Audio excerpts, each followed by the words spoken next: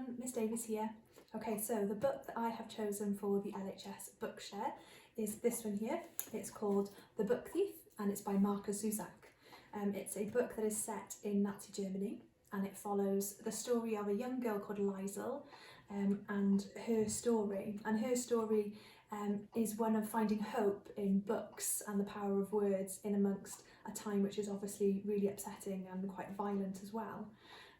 So it follows her story, but it's actually narrated by Death, which I think is really original and unusual, obviously.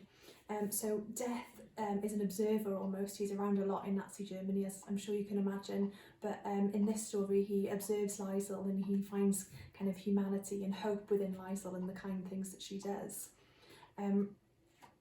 It's a fantastic book. It's got a really beautiful writing style, which is another reason why I absolutely love it. It is for more mature readers because of the violence and the upsetting scenes and because of the context that it's set in, but it is beautiful nonetheless. I am going to read you the opening, just the first chapter, which I think really kind of shows off its writing style. And remember, it's written from the perspective of Death, so that's who's speaking. Okay, the first chapter is called Death and Chocolate. First the colours, then the humans. That's usually how I see things, or at least how I try. Here is a small fact. You are going to die. I am, in all truthfulness, attempting to be cheerful about this whole topic, though most people find themselves hindered in believing me, no matter my protestations. Please trust me. I most definitely can be cheerful. I can be amiable, agreeable, affable, and that's only the A's. Just don't ask me to be nice. Nice has nothing to do with me. Reaction to the aforementioned fact. Does this worry you?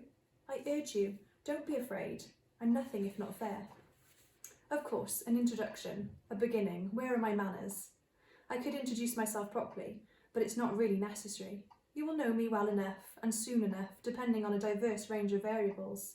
It suffices to say that at some point in time, I will be standing over you, as genially as possible. Your stole will be in my arms.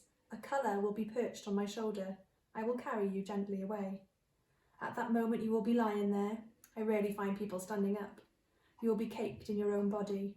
There might be a discovery. A scream will dribble down the air. The only sound I'll hear after that will be my own breathing, and the sound of smell of my footsteps.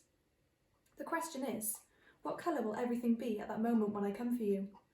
What will the sky be saying? Personally, I like a chocolate-coloured sky. Dark, dark chocolate. People say it suits me. I do, however, try to enjoy every colour I see, the whole spectrum, a billion or so flavours, none of them quite the same, and a sky to slowly suck on.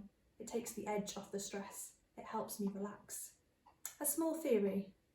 People observe the colours of the day only at its beginnings and ends, but to me it's quite clear that a day merges through a multitude of shades and intonations, with each passing moment. A single hour can consist of thousands of different colours, waxy yellows, cloud-spat blues, murky darknesses. In my line of work, I make a point to notice them. As I've suggested, my one saving grace is distraction. It keeps me sane. It helps me cope, considering the length of time I've been performing this job. The trouble is, who could ever replace me? Who could step in while I take a break on your stock standard resort-style holiday destination, whether it be tropical or of the ski trip variety? The answer, of course, is nobody, which has prompted me to make a conscious, deliberate decision. To make distraction my holiday. Needless to say, I holiday in increments, in colours. Still, it's possible that you might be asking, why does he even need a holiday? What does he need distraction from? Which brings me to my next point. It's the leftover humans, the survivors. They're the ones I can't stand to look at, although many occasions I still fail. I deliberately seek out the colours to keep my mind off them, but now and then I witness the ones who are left behind, crumbling in amongst the jigsaw puzzle of realisation, despair and surprise. They have punctured hearts. They have beaten lungs. Which in turn brings me to the subject I'm telling you about tonight, or today, or whatever the hour and colour. It's the story of one of these perpetual survivors, an expert being left behind. It's just a small story, really, about, amongst other things, a girl, some words, an accordionist, some fanatical Germans, a Jewish fistfighter, and quite a lot of thievery. I saw The Book Thief 3 times. Okay, this is the book. I hope you enjoy.